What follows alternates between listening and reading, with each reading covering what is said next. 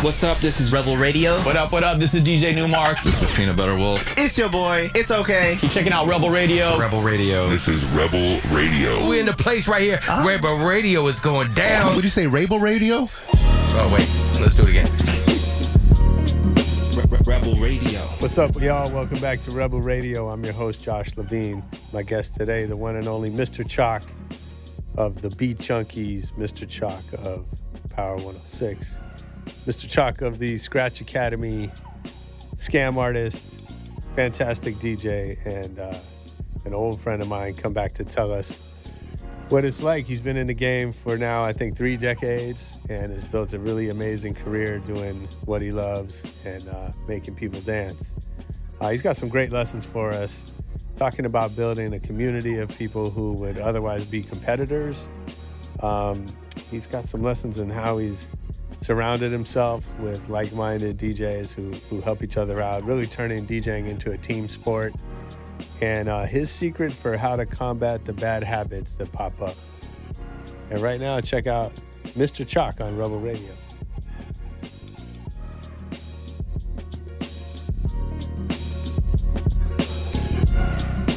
Dude, we met. Well, I was gonna say, like, you seem to be like down with every crew in town. Yeah, I'm cool with everybody, man. I try my best not to have any enemies. Yeah. Try my best over the years, as long as I've been doing this, not to burn any bridges. Yeah. And, just try to be cool, man, and just it's a gift. It's a blessing, and just to be able to work with people that are on the same vibe as you are is a blessing. So I try not to mess that up in any type of way at all. That's big. I mean, I know, you're dope behind the wheels. Oh, thank you, man. I've seen you over the years. I know you played parties for us when we were doing the science stuff. Yeah. And just seeing you and hearing you on Power 106 and all that. But a lot of guys, everybody does it different. Some people kind of keep to themselves. Mm-hmm. So when we met, was at Loud.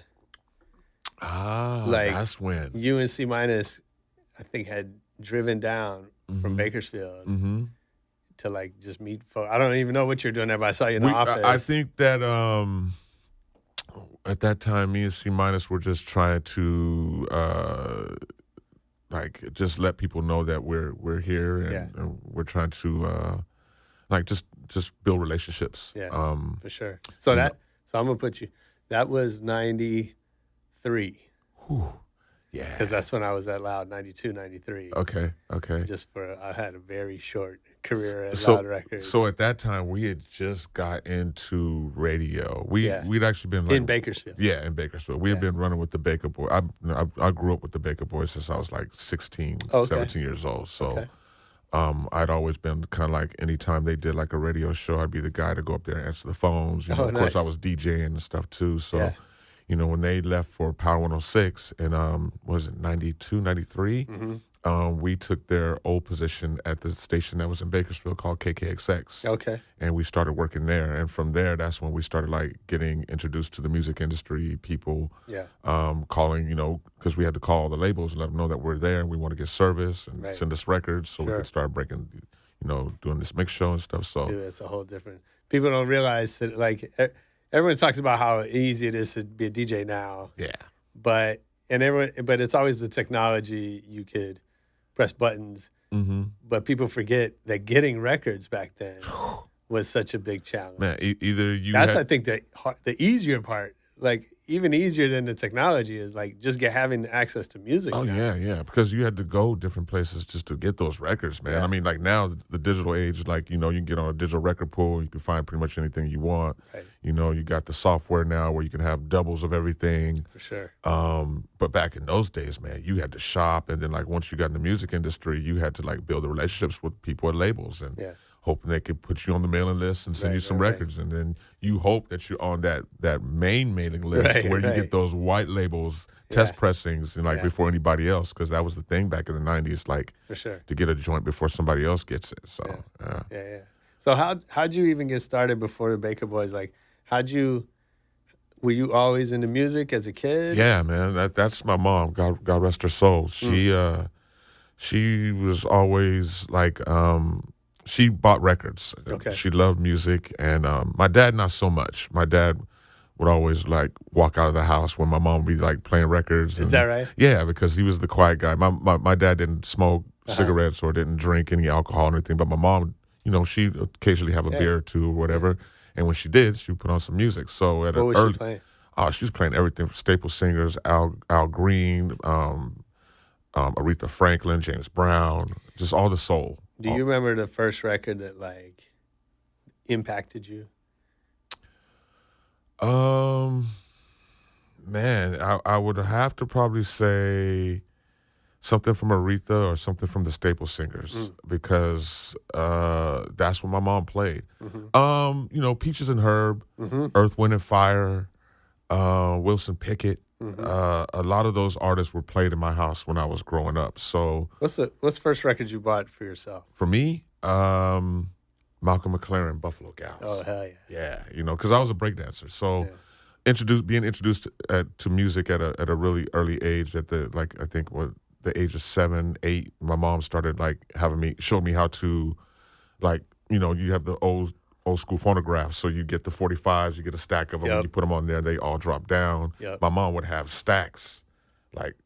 She told me okay, when this stack is done, you take that stack off, you put this stack on. So she had a crate. Yeah, she had it wasn't crates. It was just records everywhere, dude. I mean, she really loved music, man, and that was like her therapy sometimes, and which ended up turning into my therapy also too. Yeah. But I didn't even realize at that time what she was kind of preparing me for, showing me how to because if you think about what the 45 adapter was back then and you put a stack of records on, that wasn't an easy thing to figure out. It's it was kind of difficult. So, when she showed me, it just always stuck with me. But that was the first time that you could pre-program a set. If you think about it, right? Because you stack up your 45s and they're going to drop in a certain order. So you can kind of think about that. And the thing is that when I'd be done with the 3 or 4 stacks that she had, then she told me that I had to turn them over and then play the B-sides now. So, and it was just... Mom's was deep. Yeah, Mom's was on it, man. And she really hit me to a lot of music. She showed me how to dance. Yeah. And from that, from her showing me how to dance, eventually when 1980 came around, is when I started pop locking and breaking and stuff. I was introduced to that and just took off from there, man. Just took off. I mean, but then me breakdancing and going to these competitions and going to functions where, breaking was happening at and popping, and I was noticing the DJ. And I would recognize certain songs that were being played, and I was like, I know that record, man, and that record doesn't sound like that. He's doing something to that record. So I started paying attention to what the DJ was doing, and that's what intrigued me a lot to okay, you know what? I kind of want to learn how to do that a little bit, because I started seeing the scratching, and they'd have 2 copies of a record and just extend it, and I didn't get it at first, but then when I, started, paying more attention and started buying my own records. I started buying my own records, I want to say, at the age of 13. Okay. And the only reason why I was buying records at that time was to practice dancing to. I wasn't thinking about DJing or anything like that at all. It was just to practice dancing to and practice routines. I was in various groups at the time. Did you have a go-to b-boy cut that you? Egypt. Yeah. Egyptian Lover, who now I know, who's now a friend of mine. It's weird, right? Really weird, and he's still so dope, dude. Oh my God. Yeah, but those are my early humble beginnings for sure. My mom definitely a huge influence, and I had a lot of cousins at that time who got me into the whole breakdancing thing. My mom showed me how to dance, so I know how to pop my fingers and stay on beat and everything. But my cousins were the ones that got me into breakdancing, and even like music that was kind of popping at that time in the 80s. I wasn't really hip on that until they kind of played a lot of stuff for me. Okay. Yeah. Cool. So it was it's been fun. I'm sure. And then how'd you meet C minus?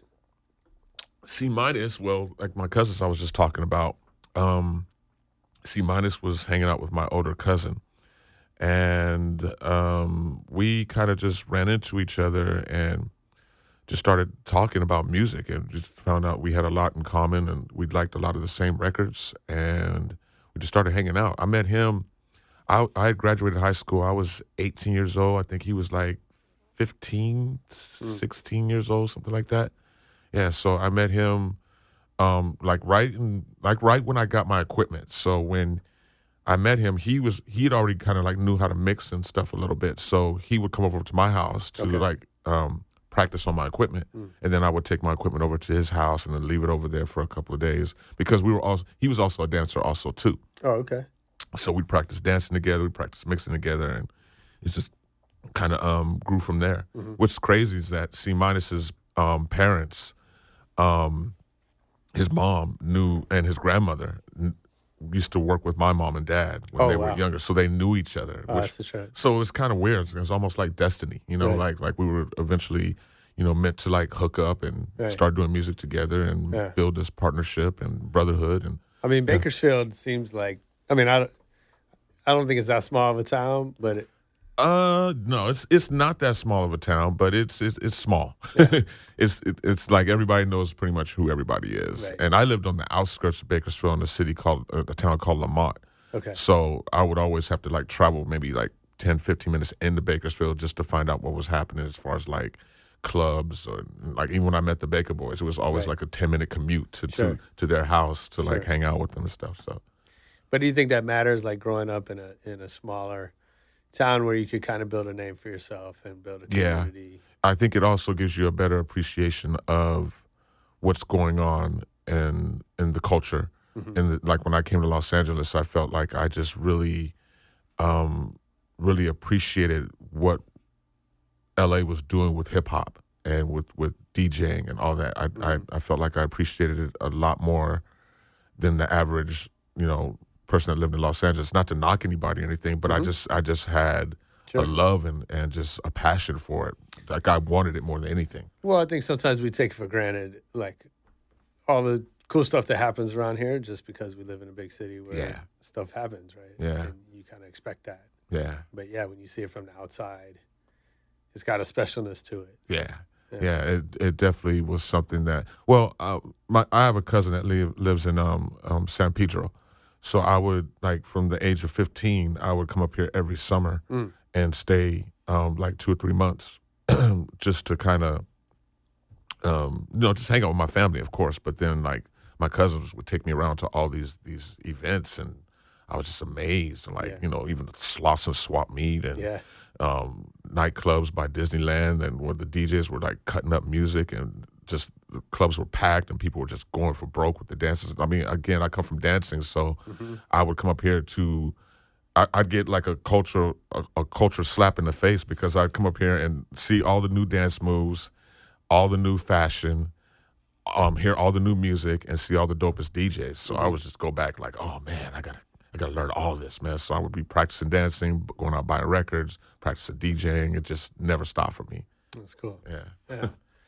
Do you remember your first paid gig as a DJ? What was it? I want to say it was like a quinceañera or something. Okay. Yeah, I think it was somebody's quinceañera. That's how I really cut my teeth. Like when I first started DJing, was like doing like proms, all the high school dances. But I want to say it was probably a quinceañera or somebody's birthday party or something. I think it was $50. Nothing. I probably didn't even expect that. I just wanted to go and I just want to go play, Sure. So, and it was my first gig. Actually, was in '85. It was New Year's Eve, and I was DJing with a guy by the name of Magic Mike, and not the Magic Mike from Miami, but Magic Mike in Bakersfield, and he ended up meeting a girl, and then he rolled out and left me there with all this equipment and the microphone. So that was like my actual, like, kind of just throwing me into the fire, It was like, it was like my first gig. So, yeah, 85 is when it all started. How did it feel?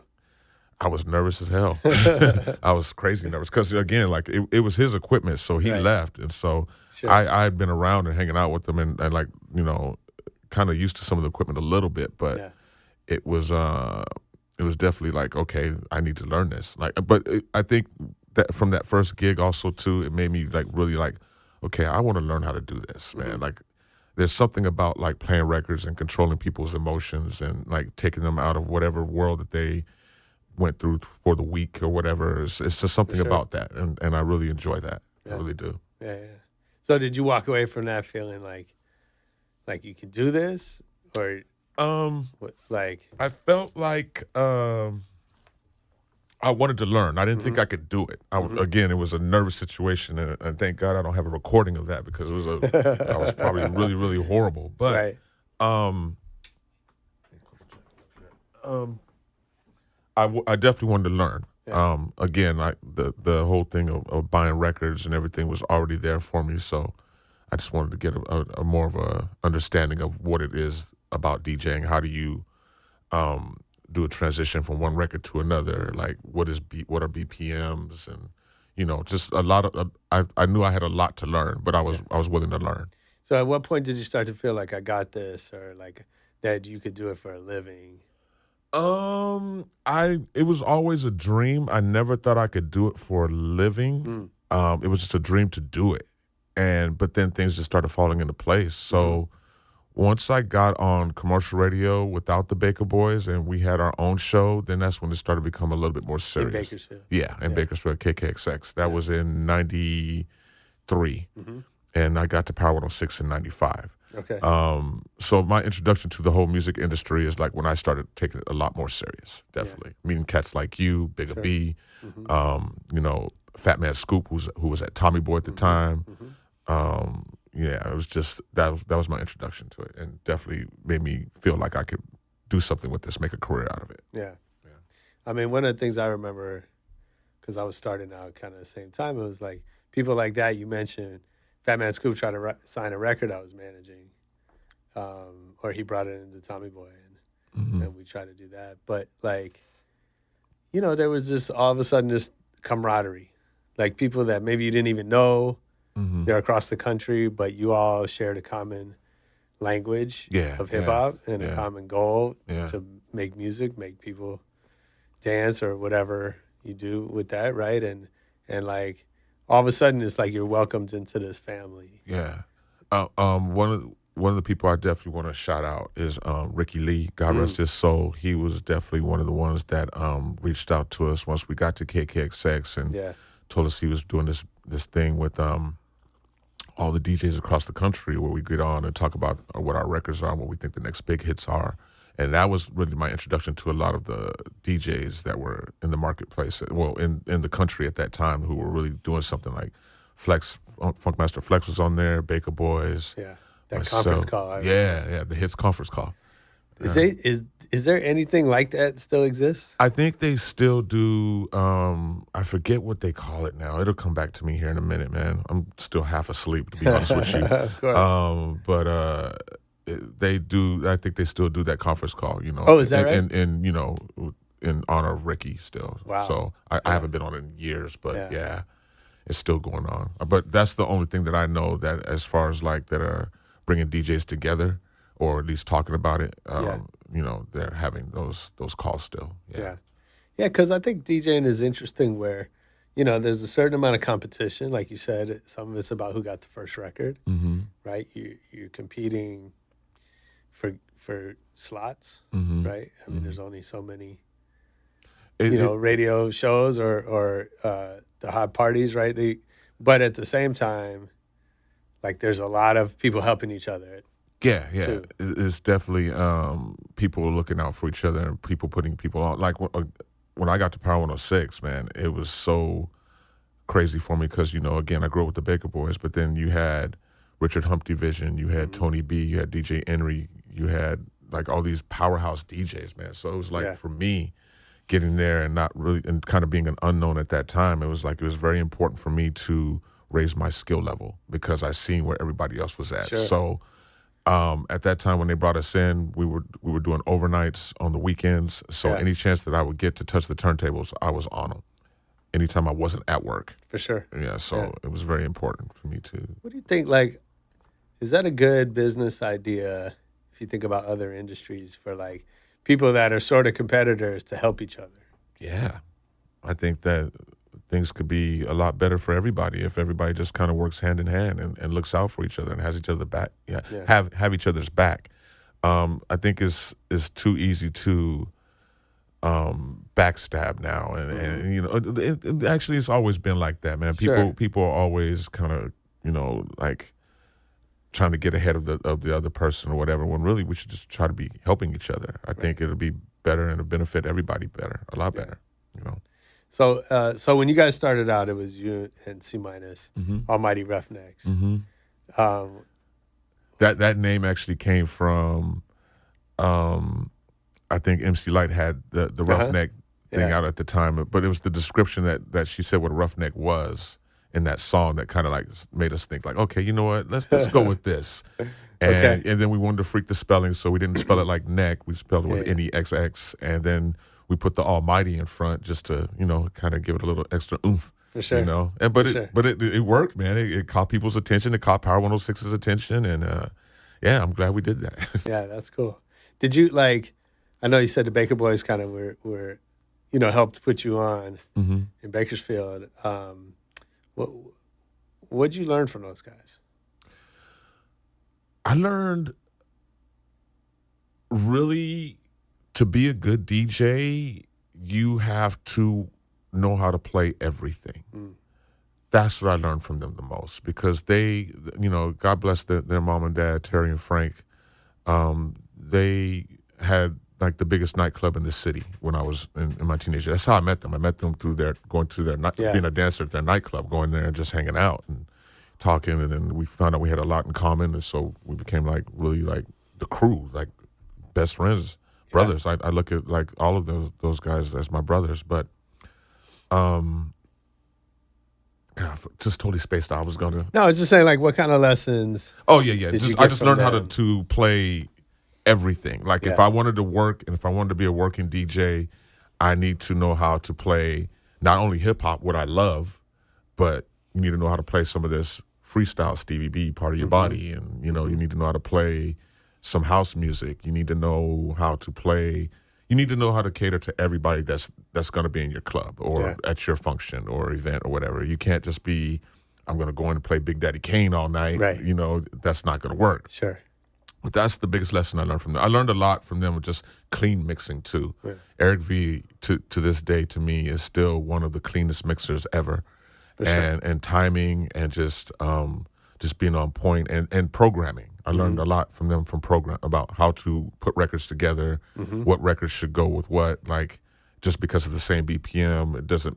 If the energy is different in the record, doesn't mean that you should be mixing that record. Like, so I learned a lot from them from just programming, clean mixing transitions, and just how to really just about different genres. Just learning more about different genres and being able to, like, if you want to work, you got to know how to do everything. Yeah. That's what I learned from them. And is that still true, obviously, with, like, now open format, or, like, genres are more fluid, I think, than they used to be? Yeah, I think that, you know, when the whole digital thing got introduced, it was easier for DJs to say, like, okay, I want to play this type of music now. Because, you know, when you're buying records, you're only buying a certain amount of records back in those days. Yeah, of course. You know, so it's like once the digital thing came out, you know, it was like, okay, I could get all these house records that I don't really know. I could educate myself. Right. And, you know, I think that it worked out. Yeah. Man, I remember when Napster came. I probably locked myself in the house for like 2 weeks and just,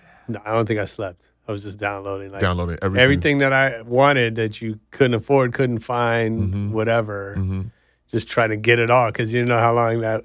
I remember having a feeling, not that I predicted what was going to happen, because I definitely didn't, but I definitely had a feeling that, like, this is not going to last, that we could just scoop up anything we want for free. Right. So I was like, I better build my hard drive right now.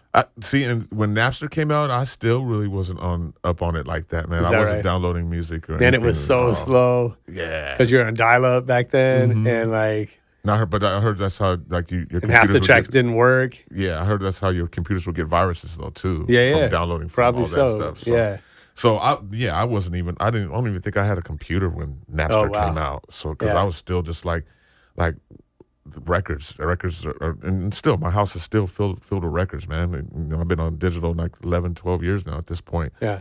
But I remember when I bought Serato, I bought it. Well, okay, quick story real quick. I did a gig with Jazzy Jeff, and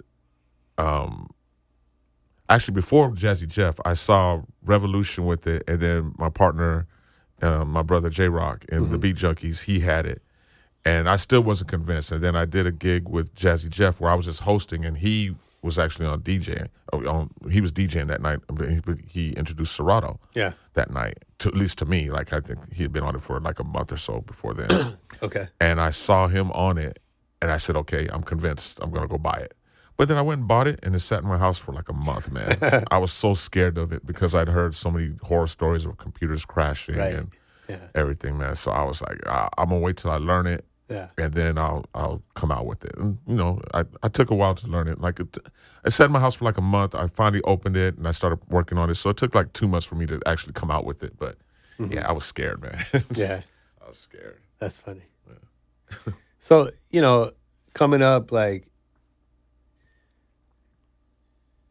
I mean, it sounds like you got some cool breaks while you're working hard to, you know, learn the craft, right? But, you know, is there a point where you noticed that everything got easier?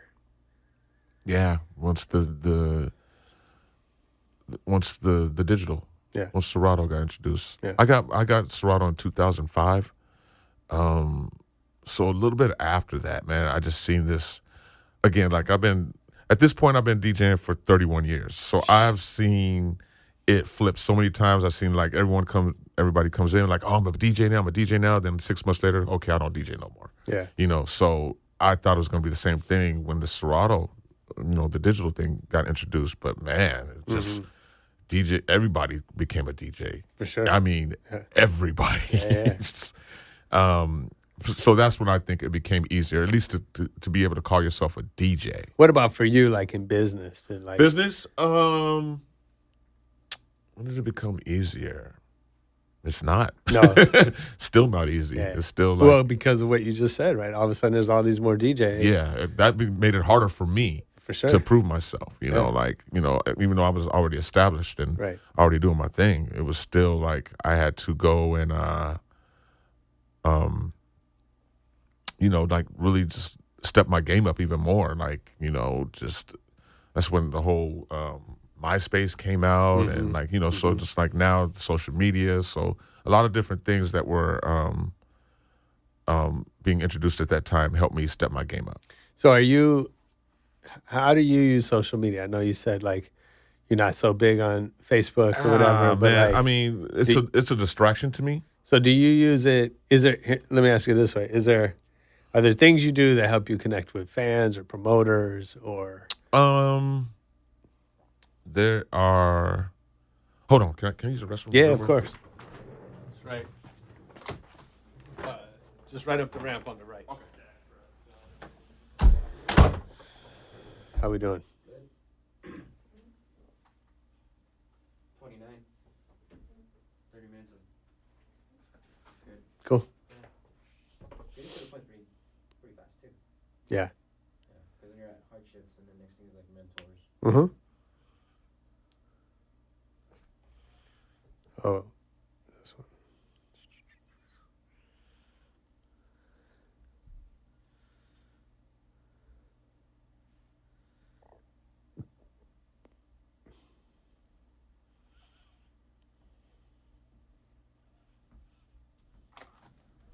Cool. Just wanted to, all yeah, no problem. That light, you know, laying on me. What was the question? I'm sorry. No, it's okay.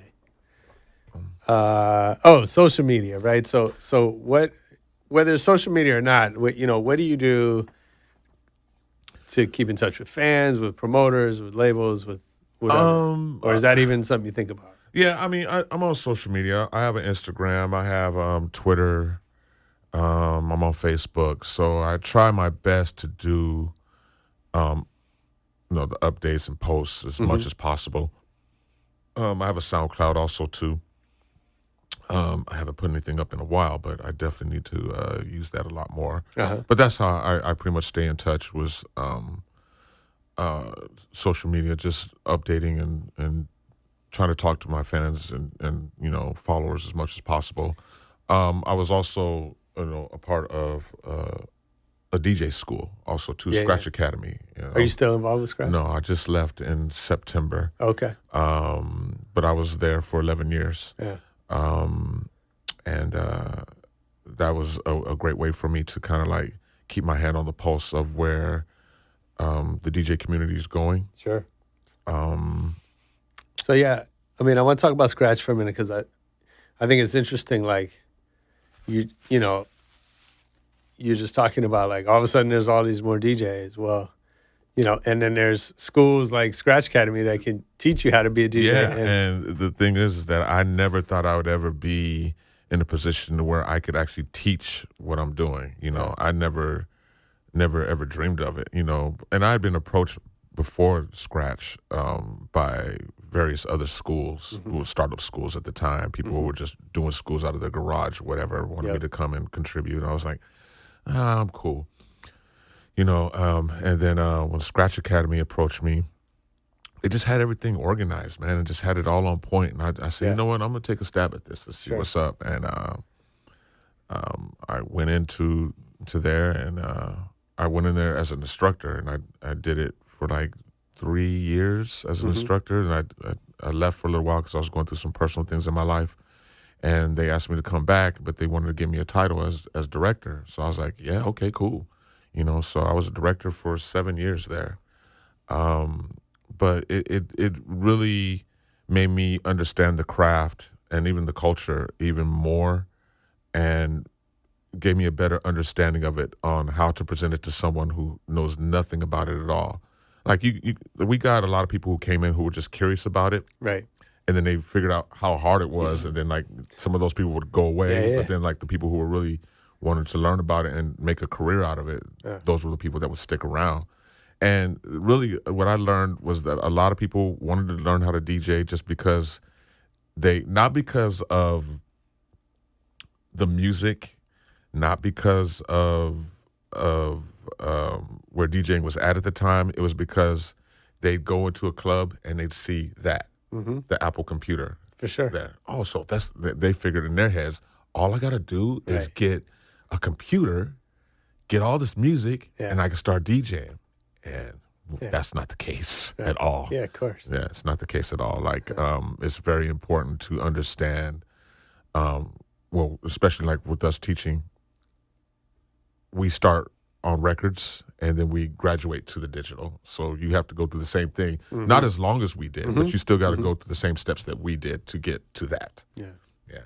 So it's definitely a lot easier, but you still got to put in the work. You still got to put in the grind for sure, man, because if, you know, everybody's a DJ now, you know? Well, I think it's made it easier to be a mediocre DJ. You know what I mean? Like, if even that. Yeah. Yeah. Right. Yeah. But like even that was, I wouldn't say it was difficult, but it was more difficult if you had to carry a crate and, you know, try to get the record on the right play, you know, the needle in the right place. And like even being a bad DJ is a little bit of work. Yeah. You know what I mean? Yeah. But like now technology takes all that away. Yeah. Right. So now you can be a bad DJ really easily, but to be good. Really easily. But the thing is with the digital is that it helps create bad habits also too. Like, is that right? DJing, for me, I learned how to listen, and it's split listening. So I'm listening to something that I'm going to be bringing in. I'm listening to what's actually being played. Yeah. So you have to learn how to do that first. So hard for me. Yeah, you got to learn how to do that first. And the thing is, with the digital came out, everybody has the screen now. It's in front of you. So there's little cheat things on the screen that help you learn how to mix a little bit. Not really. It just helps you to keep things on beat. The timing still is not there. You got to have the timing there. You got to understand like how things are supposed to sonically sound when you're actually transitioning. So it takes a lot. You still got to work. You still got to work hard at it. And, you know, the digital made it a lot easier. But for sure. Yeah. So what do you think that experience, what'd you learn from all those years at Scratch? Just a better approach at it. Like I understand what I'm doing now. At first, I was just learning how to do it just so I could do it, kind of like just to show off, I guess. but I have a better understanding of it now to where I can actually present it to someone who knows nothing about it at all and start from scratch and start from the very beginning and get them to a level to where they're actually confident enough to actually go take a gig and go DJ in front of somebody or whatever. Yeah, so I learned a lot. Yeah. I learned how to teach it. Yeah. And I never thought I would ever be a teacher of DJing, but yeah, I am. That's cool. Yeah. So with that and having, done it now for so long, like, how do you stay motivated to discover new music? I still love it, man. Do you? I still love it. Like when I was 15 years old, when I did that first gig at New Year's, and the homie ran out on me and left me there by myself. I fell in love with it then, and I never fell out of love with it. The thing is that a lot of DJs that I know at some point end up retiring or just slowing down because they get married, have family, other job opportunities. Life takes you in a different direction. And life took me in a bunch of different directions. I did that too. I got married, had kids, and the whole nine. But I never lost my love for the craft, the culture, the music. I'm still excited to go do a radio show. I'm still excited to go do a gig. I'm a little older now, so I might be a little tired sometimes. But by the time I get there, Can I get that early slot? Yeah, can I get that 9 o'clock slot? You know what I'm saying? Yeah.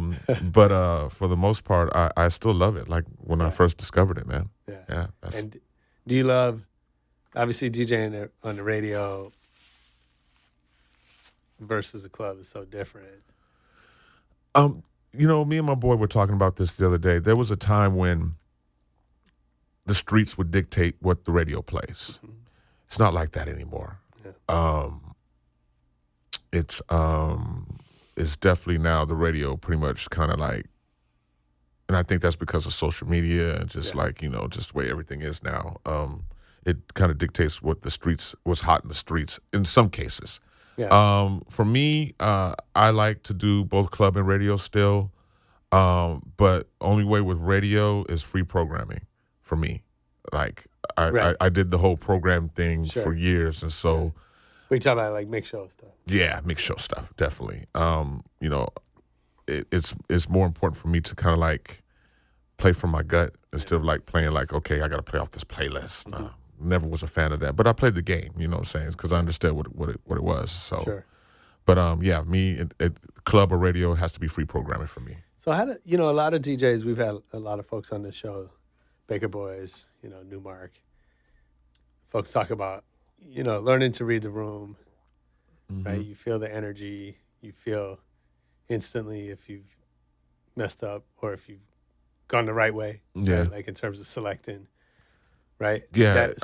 I think it's important, like when you're DJing, is to look up. Another thing that the digital era brought in is that you're looking at the screen so much, no one's looking at the crowd. Yeah. No one's looking at what people are doing. Like that's the thing. Like I've always learned, especially from the Baker Boys, it's like you look up, you look around, you see what people are doing, you see if they're even vibing to what you're playing, and then if they're not, then you got to figure something else out. So how do you apply that to radio when you can't see the crowd?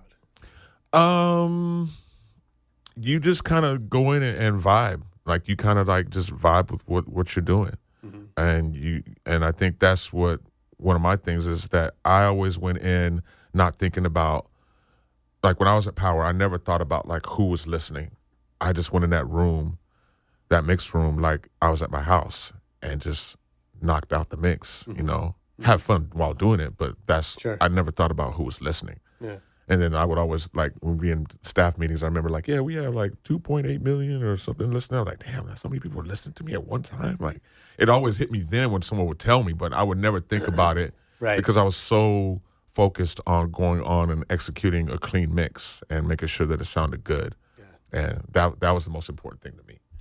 Yeah, for sure. So what about, I was saying earlier, you seem to, like, be down with everybody. So, you had the Almighty Roughnecks and then, Fantastic Four, and you've been down with Beat Junkies, now Skam artists. Well, it started off with Almighty Roughnecks, and, we came to Power, and then Baker Boys started up Ghetto Baby Record Pool. Right. And then Ghetto Baby Record Pool was where I met the guys from the Beat Junkies. and we just hit it off and just started hanging out. And I remember I told them I wanted to get down with the crew, and they kind of like, okay, cool, kind of took their time to let me in, but then they let me in, and then it was cool after that, and we just took it to the next level with those guys. I'm still rocking with them. Still got a lot of things going on with the crew right now. Skam artists came through Sujit. I had actually known Sujit since the '90s, like late '90s, and done parties like in Santa Barbara when he was throwing parties out there, and then I had a number of managers at that point, like in 2004, 2005, I think it was. And only people that were on Skam at the time was Vice, Eric and Syfe. I want to say maybe Five and Obi-Wan in Vegas.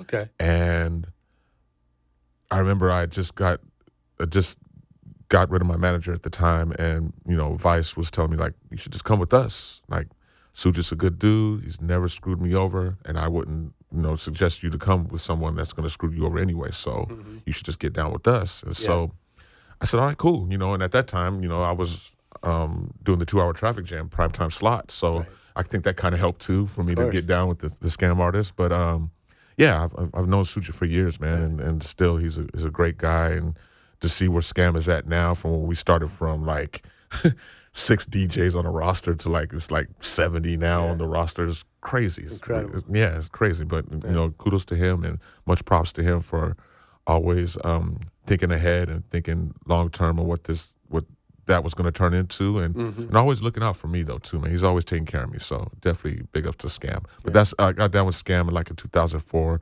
I got down with Beat Junkies in '96. And Fantastic Four was just a combination of Almighty Roughnecks, me and C-, J-Rock from the Beat Junkies, and then Truly God, who was actually DJing for Everlast at the time. Oh, that's right. But Truly was just always someone that I would run into like at different shows. Like if we're in New York, he's out there too. We just hang out. We just always hit it off, man. And it's just really cool doing it. Just very knowledgeable about music from like the 80s and just records, period. He's just a record dude. And so it's a perfect fit. So I said, yeah, come get down with us, man. And yeah, that's how the whole Fantastic Four thing started. So what is it about crews? I know Skam's a little bit different, right? Because that's management. Yeah, but like, what is it about that works for you? Why is that a good idea? I think just because you're around like-minded people who get like the vision of what we want to do with this craft and what we want to do with this music. So I think that's always been important, to surround myself with people who are like-minded and have the same goals. And that's the reason why me and C- are still together as brothers and as Roughnecks. It's the same reason why I'm still down with Skam, because everyone that's there has the same vision, especially with Sujit. And the Beat Junkies, it's like I always tell the guys in the crew that it feels more like a brotherhood than it does a crew at this point. Yeah. Next year is 25 years for the crew. Yeah. And, cool. We have a lot of things up our sleeves that we're going to really be I'm sure. bringing to the forefront here in 2017, man. So it's just really good to have like-minded people and people who share the same vision with you and want to and won't stab you in the back and won't like try to get ahead of you because of a gig or more money or anything like that at all. It's more about the movement more so than it is about the success of an individual. It's more about the movement. It's more about the building of the brand. And it's more about just making our movement more worldwide and more acceptable. So. I mean, it's interesting you say that because, we don't think of DJing as a team sport. No, not at all. Right. And, whether it's when you're in the booth or, most DJs, it's one man kind of on his own, right? Yeah. And that's, I think on the one hand, that's sort of what makes it special, too, is that, you're a one-man orchestra, right? And you have a infinite arsenal of instruments, of sounds to bring to the table, but at the same time, it can be lonely in the booth and on the road and all that, right? And so I get why it can be really helpful to have people. Yeah, because they're all going through the same thing. Yeah. we always talk about that. Like, man, we got this gig. We got to fly for 13 hours to whatever location, you know, Right. and all of us have been through it, you know. Yeah. It's like, I remember earlier this year, I went to Australia and I did like a little tour out there, and I was on the group text with the guys, and I was like, man, I'm over here in Australia, in Sydney right now, and I'm waiting. I got a 9-hour layover or something like that. And the guys were all laughing at me like, ha ha, traveling, ha ha, like, you know, just making fun of me or whatever. But, you know, yeah, they know because they've been in the same boat sure. a million times. Yeah. So how does it work? Like, how do you guys help each other? Other than that, right? Like having just knowing there's someone in your corner that knows what you go through. I mean, it's about the brand, it's about the group. Yeah. We all have individual success, Mm-hmm. so we tried to come together to make sure that as much individual success that we have, we still want the brand to be bigger than us as individuals. So we just really just plan and really work hard to, like, you know, we got things like a record pool now. We have a clothing line. Nice. Like we just keep doing things to build the brand. As long as we keep building the brand, we're all going to be successful. We're all going to be able to eat off that and keep living and keep doing our thing. So I think it's important to continue to keep building the brand and look out for each other as brothers. And you know, help each other out too. You know, like if someone needs a gig, and if like I got a slew of gigs, but I don't need, I could definitely slide one gig to Sure. one of the other guys or something. You know, Yeah. just Yeah, looking that's out for big. each other. Yeah. I think it's important for more people to do that type of stuff though too in this day and age, and I don't think a lot of people get that. You know, do things together, hand in hand, man, and you'll see a lot more longevity out of it. You know, in my opinion. I mean, from my own experience, I could say that. So I think that, I think that's the way to go. You're a case study for that. Yeah, man. Yeah, that's big. What do you think? What have you sacrificed to get what you have?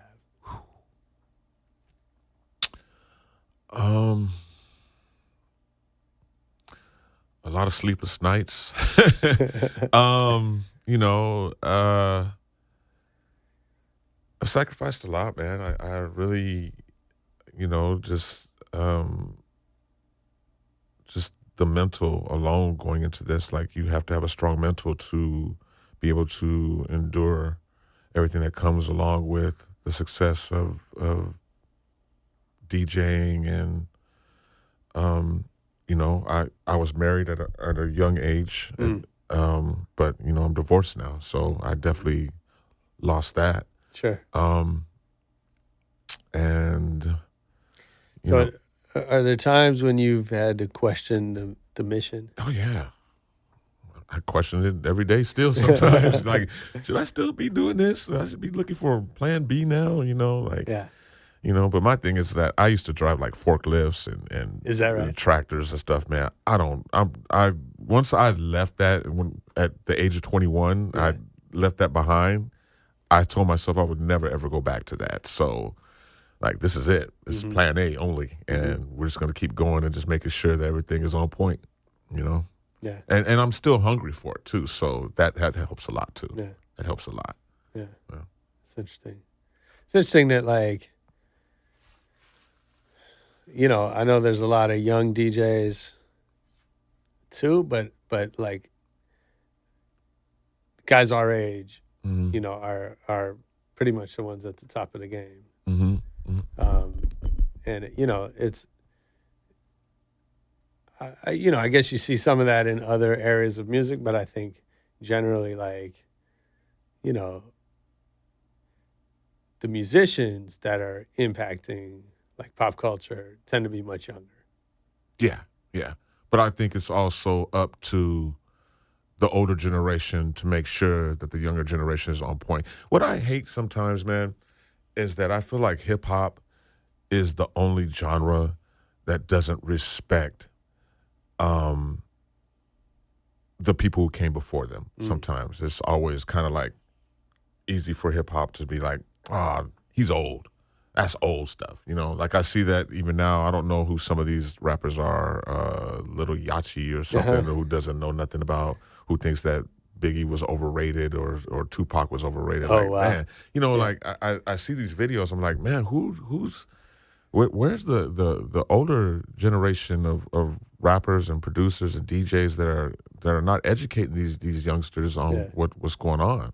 I think it's something for us who have been through the trenches and who have been doing this for a long time. It means something for us to make sure that the young generation understands where all this came from. Mm-hmm. I mean, it feels like that's starting to happen. You know, there's, whether it's the Get Down or Hip Hop Evolution, there's like all of a sudden this you know, interest, at least in TV, in telling that story. But it needs to be more of us who've been through that, telling the story to the younger generation, doing things like this, even like coming on and telling our stories for someone to listen to and be inspired by, and kind of like, okay, I'm gonna go in that path, you know. Yeah. I think it's great that you know, you have these shows and documentaries now that are coming out. I think Stretch and Bobbito just came out with a documentary, which is incredible. Fantastic. There's another one called Stretch Hip-Hop. has a book coming out. Oh, really? Yeah, that's No Sleep, I think is it's called. And he's telling a lot of those stories. Dope. As well. That, and then the Hip Hop Evolution documentary that just came out recently. I just watched all 4 episodes of that. Oh, good. So dope. Very thorough too. I like it. But yeah, I just think that the older generation needs to do more of that for the younger generation. Yeah. Although I will say, I met Joe Sample back in the day. Word. Rest in peace. But yeah. But he told me that, you know, he was impressed at the time that this is not today's generation. This is our generation of rappers that were coming up to him and showing him respect. And he said that his generation didn't care about the jazz artists that came before him. Really? Yeah, and they were kind of like, you know, step aside, it's our turn. So it's not just hip hop that's like that. It's well, but I think hip hop, at least, you know, I think a lot of it is sampling. Yeah. And we're in an era right now where sampling is not what's driving this music. Right. But for us, you know, 80s, 90s, like it was the sampling, and I, you know, I don't know about you, but for me, like that's how I learned about jazz. Yeah. And, that's what definitely educated me on that. It was just a lot of, you know, jazz especially, but I learned way more about funk. I knew a handful of records, and I learned about all the records through hip hop because you hear the sample and then you go look for it and you.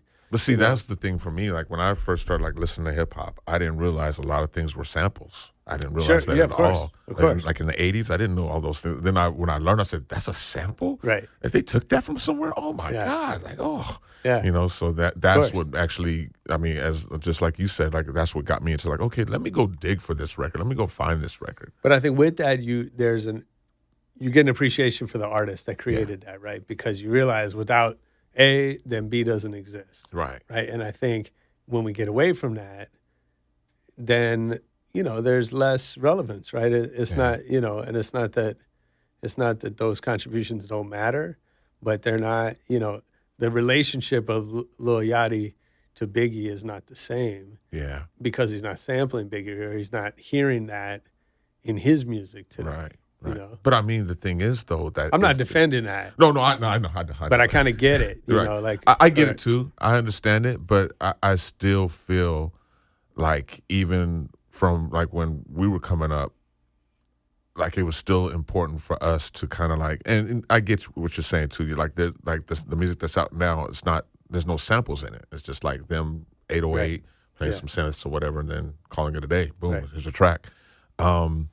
But I mean, you know, me coming up, man, like I wanted to go back and learn about all these 70s records. Like, I knew the records that my mom was playing, but like, what about these other records that people were sampling? Like, oh, what's this? Oh my God, Otis Redding, what? Like, you know, let me go back and do my homework. You know, like, I think because it's the appreciation of it's the appreciation and the respect that I have for the craft itself that makes me want to go back and understand where it all comes from. And I think that the older generation should definitely be teaching the younger generation that same thing. I think someone like a Lil Yachty that kind of like, he doesn't get that yet. Sure. Yeah. I think it will eventually come to him, But right now he's at the height of his career, and I mean, that's part of it too, right? Yeah, If the you- glamour and glitz is You there. get success at that age, and like I don't know Yeah. how old dude is, but what I Yeah, mean? he's in Like, his 20s. He's got to be in his 20s. but success will do a lot of funny things to you, like just Yeah. shape your perspective on things. Oh yeah, definitely. Yeah. Yeah. It's. I mean, I'm sure you saw at being at Power 106 when you were must have been such an interesting time. I spent time there just hanging out because I was managing Baker Boys or coming up there with Dub C or whoever. But yeah. but I think it must have been interesting the folks you saw come through there with different attitudes, different egos, and I've seen so many people who were so humble when they first came Yeah. up, and then that little bit of success, man, they switched up real quick. for sure. And I get it. I understand. But you're at the station, and so then a year later you never see that person again because they're done. Mm-hmm. You know what I mean? And so that's got to give you an interesting perspective. It definitely does, man. But I think that's why, again, it's important for longevity, you have to make sure that everybody that's on board with you is got the same focus on the same things. Yeah. Like I think that when you have that success come to you at an early age like that, it's easy for some people just to be caught up in the whole glamour and glitz of it all. And they're just there for the benefits. They're not there to For sure. help the movement get to another level. And that's not the way it's supposed to be. It's supposed to be like hand in hand again. I have to keep coming back to that because that's what it is. It's like it's up to us. Like here, I look at it like this. My son's 25 years old right now. My daughter's 21. Just because they're that age doesn't mean that my job as a parent is over. For sure. It's the same thing with what we're doing with this culture, this craft. Like just because like I've already traveled around the world 3 or 4 times doesn't mean that I can't teach the younger generation on what to expect or how to do this. It's important. Absolutely. Yep. Okay, I have a little speed round Uh-oh. I want to get you with. Okay. All right, so go back to your 18-year-old self. You're coming to LA. Mm-hmm. What advice would you give that guy?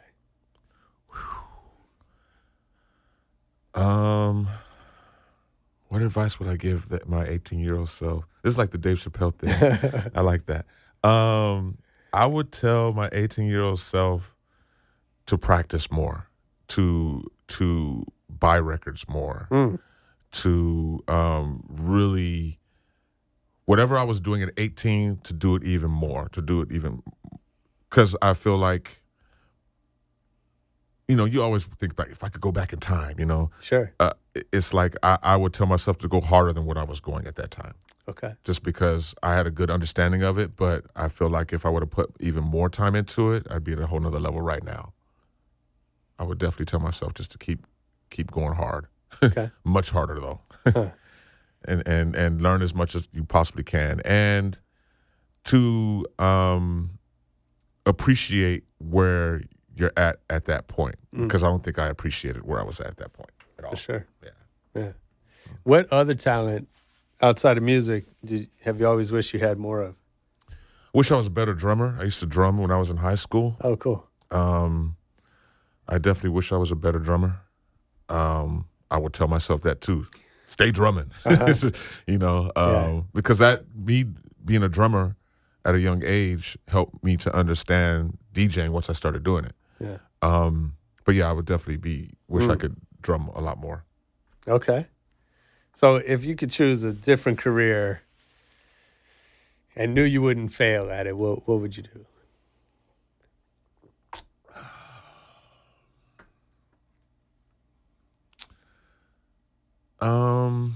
A different career, and no, I wouldn't fail at it.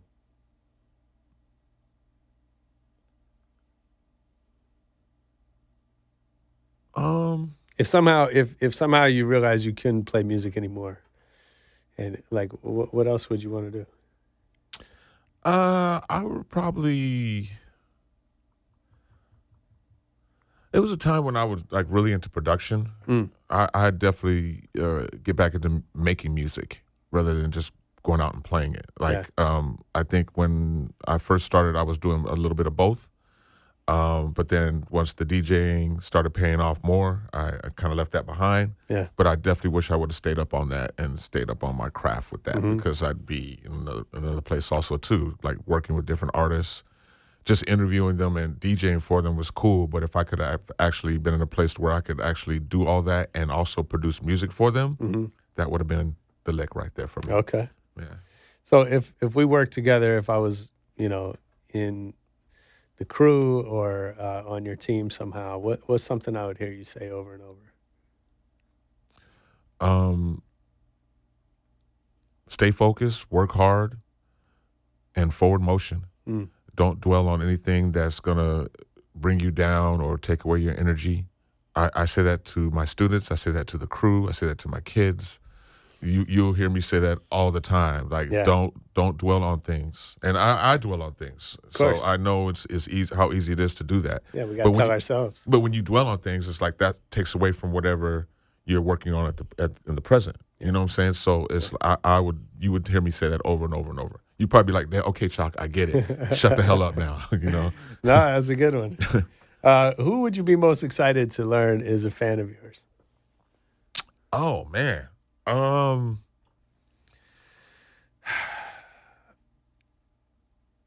would have to say,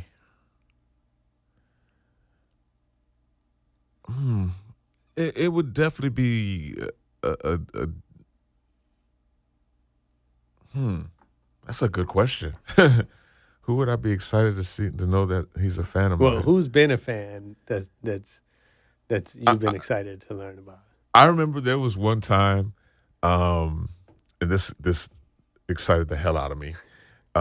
This is during when the Lakers was like, I want to say like 2002, 2003. Okay. Shaq came up to the radio station, and I was in the mix room. I was mixing, and like I came out of the mix room, and he was walking into the main studio at the same time, and he saw me. He goes, "What's up, Choc? How you doing?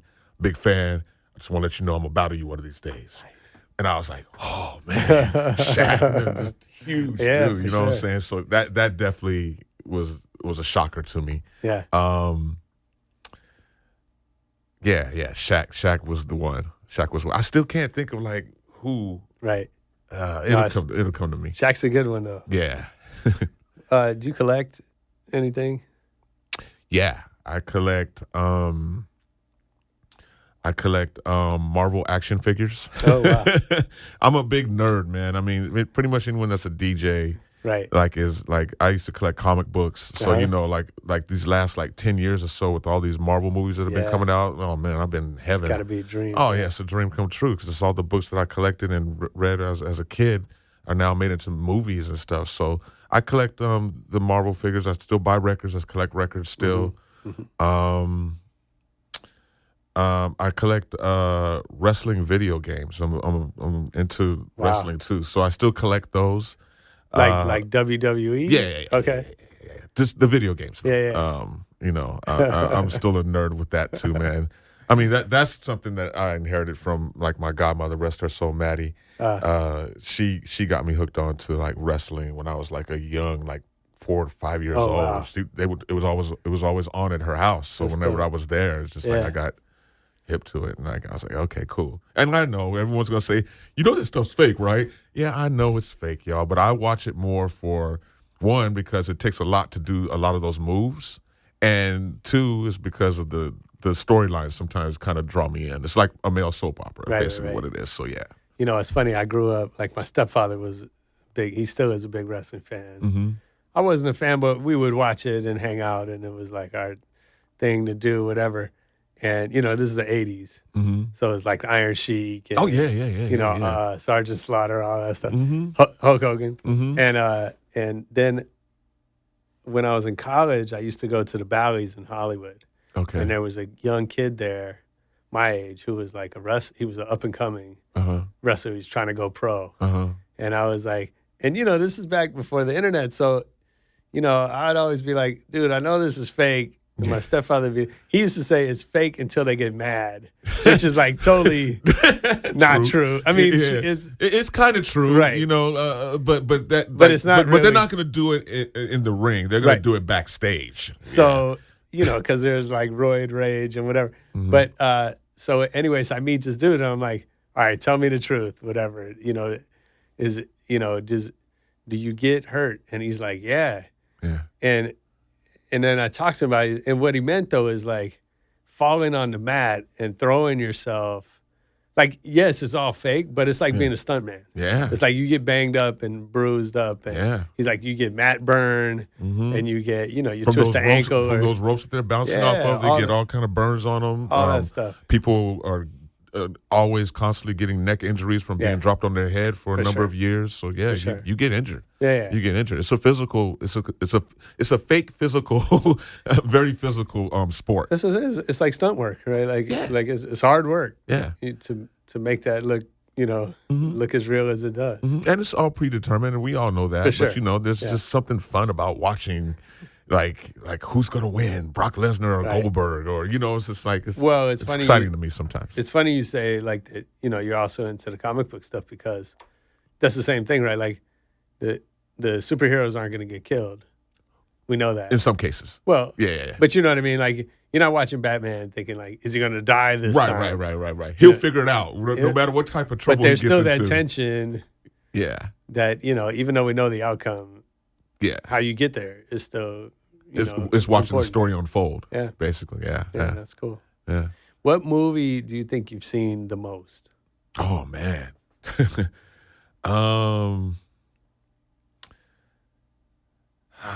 most. It would probably have to be something in the Star Wars. Whether it be Empire, it has to be Empire Strikes Back. I watched that movie. I know it like the back of my hand, dude. Yeah. I could do all the droid sounds, Chewbacca noises. That's the best one too, isn't it? Yeah, because it's the cliffhanger of all those movies. You seen Rogue One yet? No, but I'm hearing that it's just as good as Empire. So that's what made me think about that. That's what people are saying, yeah. Like, if it's that good, then I'm there. The last one that from last year, oh no, that was horrible. No. Yeah. I was very upset with that because I felt like it left a lot of things unexplained. Yeah. And just like why is this here? Huh? Who is she? Why is he? What? Huh? I just didn't get a lot of it, But yeah, I'm definitely looking forward to seeing Rogue One. Yeah, me too. I think Empire. I mean, for me, it's the best one too. But I think part of it is, first of all, I think part of it was our age. Yeah. Like I saw Star Wars in the theater, the first one. Yeah. But I was too young. I was way young. I was 10 years old when Star Wars first came out. I think I was 5. Wow. My mom took me to the theater, and it was just like, I was just scared because it was so loud and big. Yeah. And like I enjoyed it, but I was like, I think I was in the lobby like for half the movie. Just, so you'd be like, yeah. And then go, exactly. Eyes closed. Yeah. But I liked it, the next day, but it was too much for me. Right. Yeah, but then Empire, like you're at that age when you could really appreciate it. Yeah, because it's like it was a lot of battles in that movie. Yeah. But then a lot of cliffhangers. The introduction of Darth Vader was Luke's father. And Solo gets frozen and taken away. What's going to happen with the Empire and the Rebellion. There's just a lot going on in that movie. It's like, oh my God, I can't wait for the next one. And just I remember that was one of the first movies that I could really vividly remember going to watch with my dad too. Cool. Nice. And my dad wasn't into it at all. He just knew that I wanted to watch it. What took me and my little sister. Yeah, I'm sure my mom wasn't into it either. Yeah. He was like, whatever. He probably fell asleep. And then like, it's over? All right, cool. You guys like it? Cool. All right, let's go. Okay, last question. Who's the best DJ? Me? No, I'm just playing. Who's the best DJ you've ever seen play live? That's a lot, man. I mean, I have so much respect for a lot of the guys in my crew, Babu, Mello, J-Rock, Rhett, Shortcut, D-Styles. Mm-hmm. I mean, those guys continue to amaze me. And just thank God I'm in the same crew with them and we're all brothers and friends. And because if they were not in my crew, I'd be really scared of them. but they also, being as dope as they are, they inspire the hell out of me and make me work hard to get to their level. So I definitely think being in a group with those guys, I feel like they are all the best DJs. But outside of them, I would have to say maybe a DJ Craze. That's a good one. Yeah, DJ Craze, man. Who's been the biggest surprise that impressed you that you didn't expect them to?